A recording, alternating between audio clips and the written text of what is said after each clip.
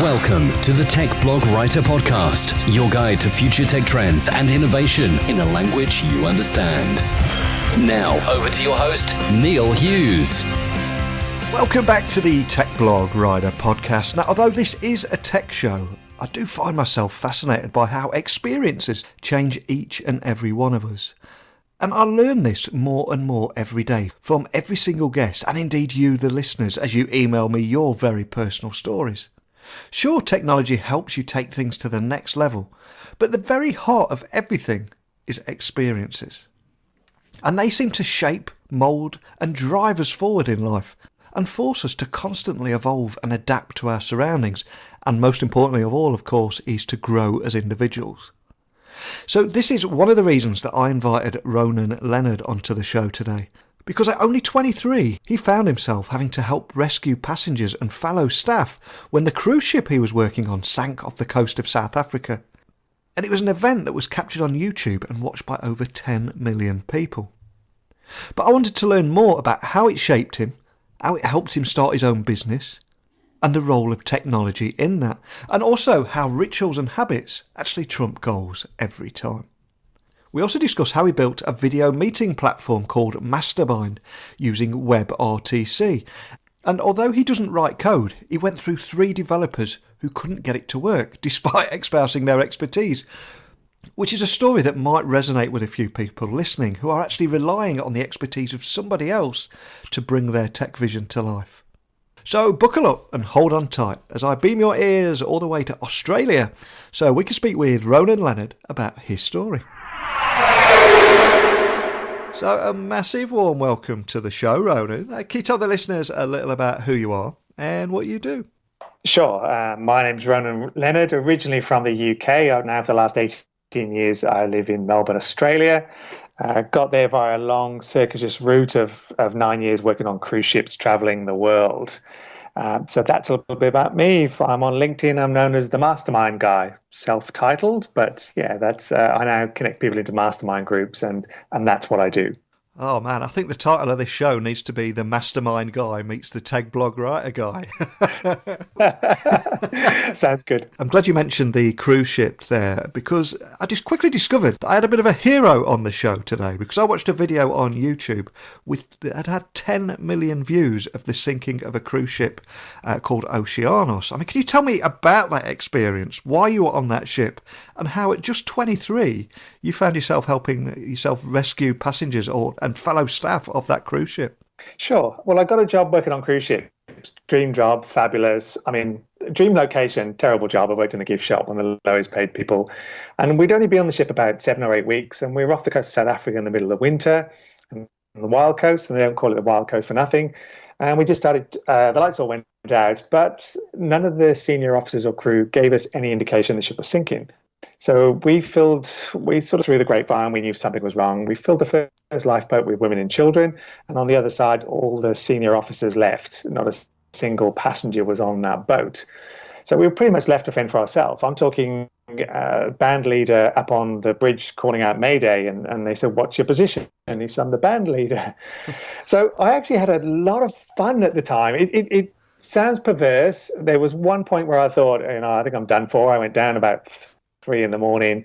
on my own into the dining room, and I looked and there was water at the porthole, and we're normally about 3 decks above the waterline. So I thought, this is not good, because there was no lifeboats left at that stage.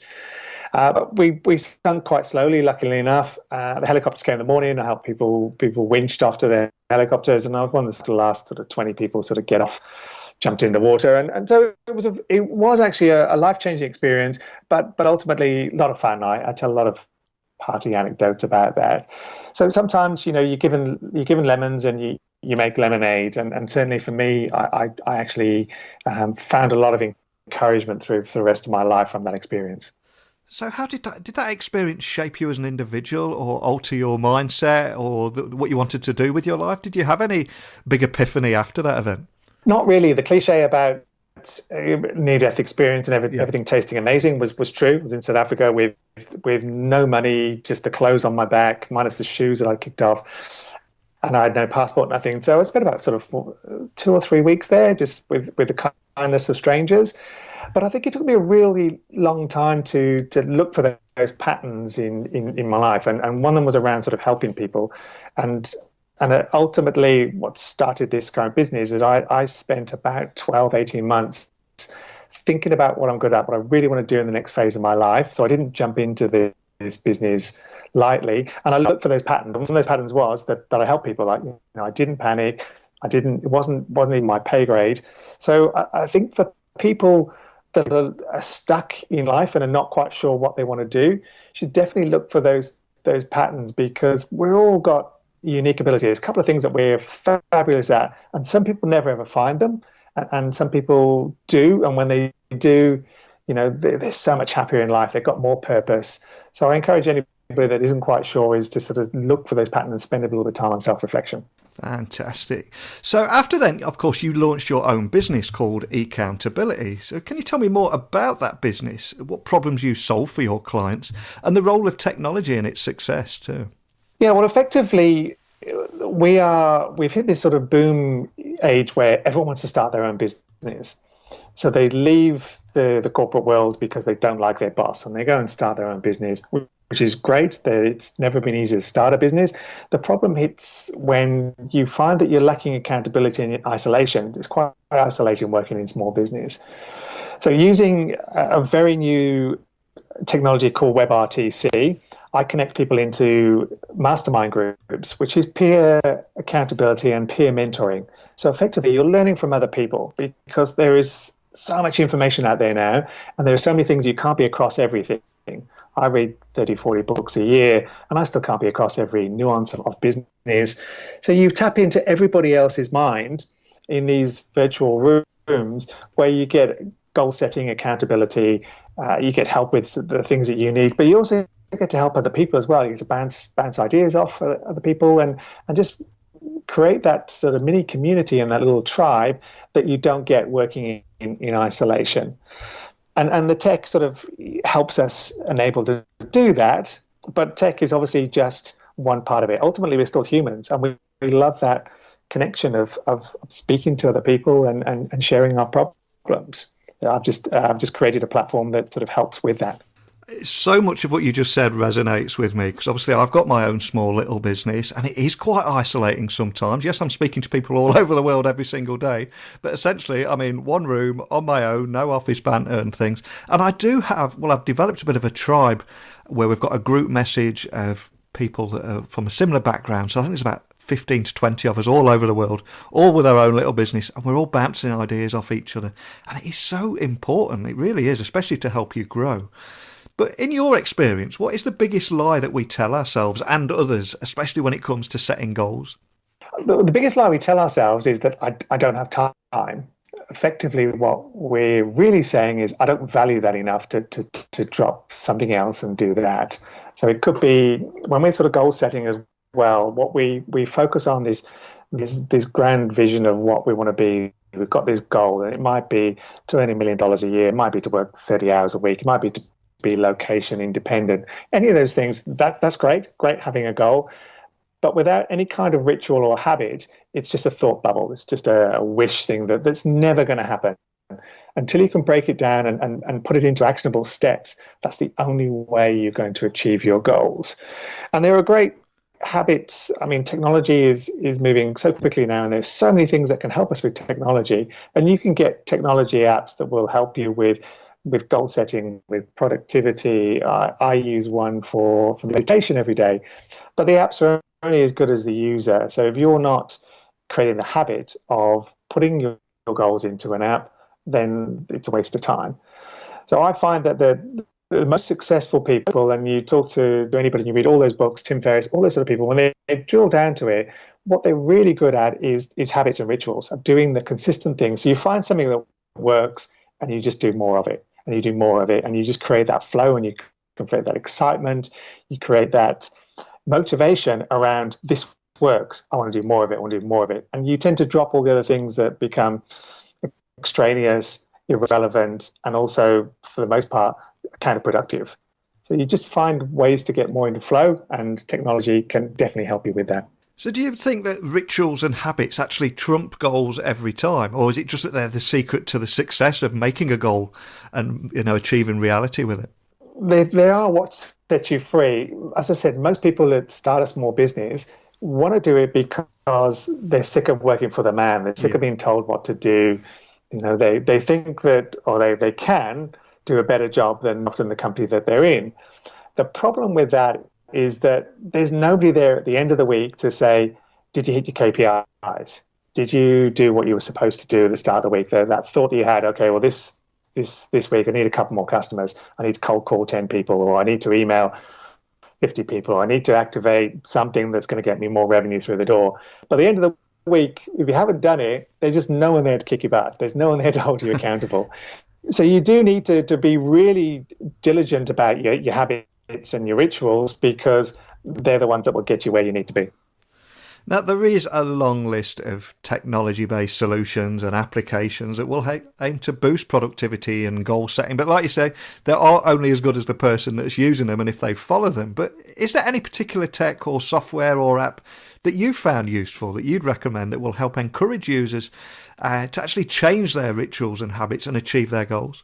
There's a couple of really good ones that I use. Rescue Time is quite good just for tracking where you spend the majority of your time. I was talking to one person in the Mastermind group the other day, and he was saying his productivity score was 70% that day because he tracks it sort of daily. So he's on top of what the time wasting things are. The reality is that I used to work in casinos when I worked on cruise ships. I continued for another 9 years, and I ran a casino party business before for this Mastermind platform.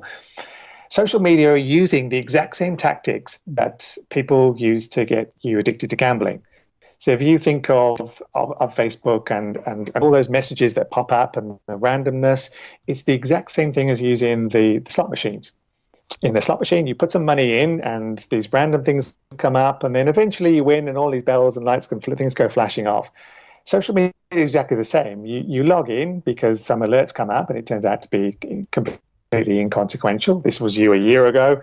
But also you will spend all that time scrolling through, and you're not giving up money, but you're giving up some more valuable than that. You're giving up time. So if you spend 2 hours on Facebook, and that's 2 hours you're not spent on something far more productive that's income generating, you're losing money even though social media is free.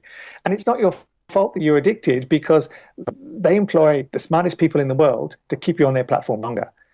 And as I said, they're using the exact dopamine hit they use in casinos. So you have to be really mindful of that and how insidious it's been. So there's also software that will stop you to say, look, between 9 and 5, don't let me into any of the social media platforms on my phone because I need to be super productive. So there are a couple of really good ones to keep you on track, because ultimately you're fighting a losing battle. You're fighting these companies that have, as I said, have deliberately worked out how to get you to stay on their platform longer. Now, technology is at the heart of everything at the moment, whether it be in our life or in the business or in an office, wherever we are, we're surrounded by technology, and we need it to make a business successful. So I was quite fascinated by your story about how you built a video meeting platform called Mastermind using webRTC, but you didn't write code, and you went through 3 developers who could not get it to work despite espousing their expertise. And I think that's a story that's going to resonate with a lot of people with their own business, have got their own ideas, and they're relying on the expertise of somebody else to bring their vision to life. I mean, can you just tell me through that and how you overcame that situation? Yeah, it's very, very frustrating, Neil. It was, I can't describe how frustrating it is. And if I can impart some wisdom on other people, I'd say a couple of things. First of all, get them to do a test to ensure their expertise, because everybody's profile on LinkedIn and Upwork and all those places where you're looking to hire someone always sounds amazing. Get it tested, get someone else even to sort of to double check that. And also the quality of your questions determines how well the project will go, and also the specifications. So if you're building something and you don't write code and you don't really know what to do, first of all, wireframe everything out. Do user stories so you can plan the UX and the UI so that it's more robust than probably you had in your head. And the final thing is you need to define what success looks like. And this is something that I only learned afterwards. So success for me is that these people can log into the meeting room and the video is stable, because originally it wasn't, or that people couldn't hear, or there was a ghost meeting room. Some people were in one room, some in another. So be crystal clear on what the expectation is for this to work, for this to look like success. It needs to do this, this, and this. And it sounds obvious when you know that, but if you go to a developer and say, build this for me, and they get it to sort of work in some kind of fashion, but it's way too slow for you, they all turn around and say, well, I built it. You didn't specify how fast it needed to be, or the upload speed. You didn't tell me that it needed to work across Chrome and Firefox and work on mobile as well as desktop and tablet. So you almost need to run what I call is a pre-mortem. So rather than what I did, I ran a post-mortem and went, oh, this has completely failed. All these things went wrong. By doing a pre-mortem, what you're effectively saying, what's the worst case scenario? What's the outcome look like of a complete failure? And then you plan for that at the very start instead of trying to pick the bones afterwards. So that would be my key takeaway lesson to anyone. I hope that helps, Neil. No, it really does. Because there are so many factors now, like I say, the technology and relying on other people to bring your vision to life. But another question I wanted to ask you is, what do you think the impact is on the age of the sharing economy and what that's having on users and equally businesses too? The sharing economy obviously is something that is just going to continue to grow, and it's a question of how you sort of plug into that. So we've known for the last sort of decade or so that globalization's come, and we've got all these ways of connecting with people all over the world. So ultimately, before, the best person for the job, you'd have to pick someone locally, and now you don't. Effectively, for me, I'm tapping into the sharing economy, and in fact, I'm sharing people's minds and experience and knowledge, and I'm using that in a way that everybody within my groups can tap into that without having to leave their computer. So that's happening more and more. And I think we will go into this stage where, as we work more and more in isolation and we spend less human time, we will still look for those personal connections to balance out the productivity and the gains of spending all that sort of screen time. So it's going to be, I don't know how it's going to play out. And to be honest, nobody does. There are so many experts. And what I always know about experts is that they're always wrong, because they're great at certainty, but ultimately they're always wrong, and no one can predict the future. So anyone that tells you, I know what it's going to look like, is potentially wrong for the most part, and they won't know exactly how it's all going to pan out. Yeah. What about those Instagram experts with 32 followers? What about those? Yeah, there's a lot of that sort of guru. Yeah. I'm a member of Toastmasters, and I did a whole talk a couple of weeks ago just all around expert status and what that means. So it could be very wary of experts sometimes, that they just don't know necessarily what they don't know, and very quickly they can look and sound a little foolish. Yeah, absolutely. I mean, I always think that the terms like influencer, thought leader, and expert, that's for other people to say about you. You can't really just say it about yourself and believe that it's true if you say it enough times and write it on a profile. Is that right?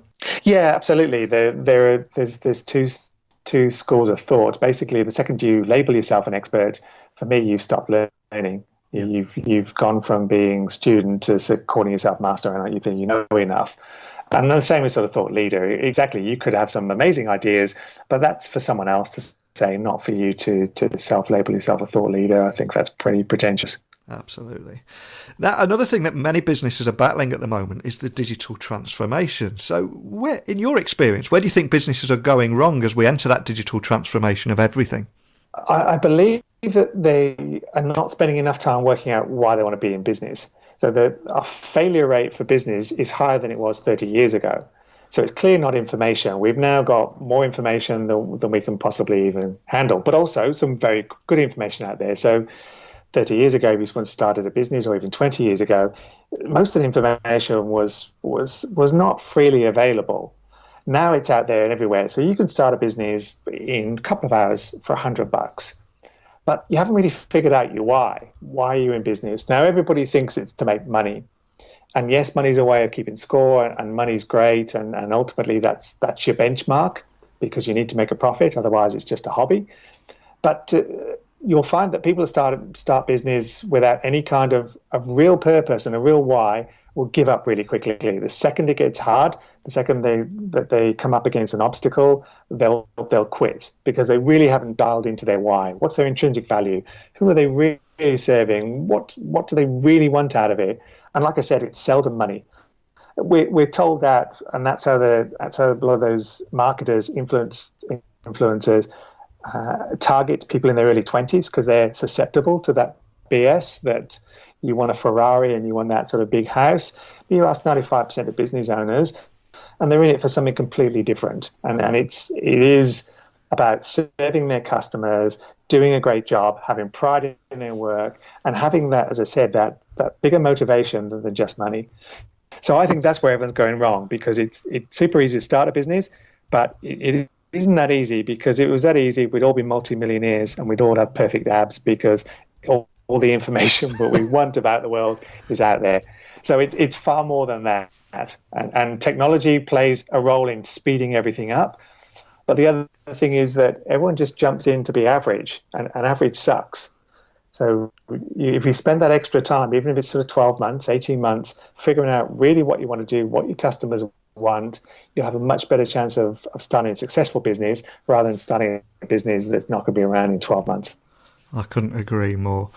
Well, if we do have anyone listening, running their own business or thinking of starting their own business and want to learn more about your mastermind groups and how they can bounce ideas off the global community and experts, can you remind the listeners of where they can find you online, and also contact yourself or a member of your team if they have any questions or just want to carry on that conversation we started today? Sure, absolutely. My website is accountability.io. I went through one of those fancy .io extensions for my URL. And I'm also very active on LinkedIn. So I'm Ronan Leonard, the Mastermind guy. So that's my preferred sort of social media platform, just because I find Facebook and Twitter is quite time consuming. So I try to be super productive. So they're the two best places to contact me, either through the contact form on the website or through LinkedIn and speak to me there. I'm always happy to collaborate, help people, and see if my little bit of knowledge can help them in some way. Fantastic. Well, I'll add those links to the show notes just so listeners can find you nice and easily.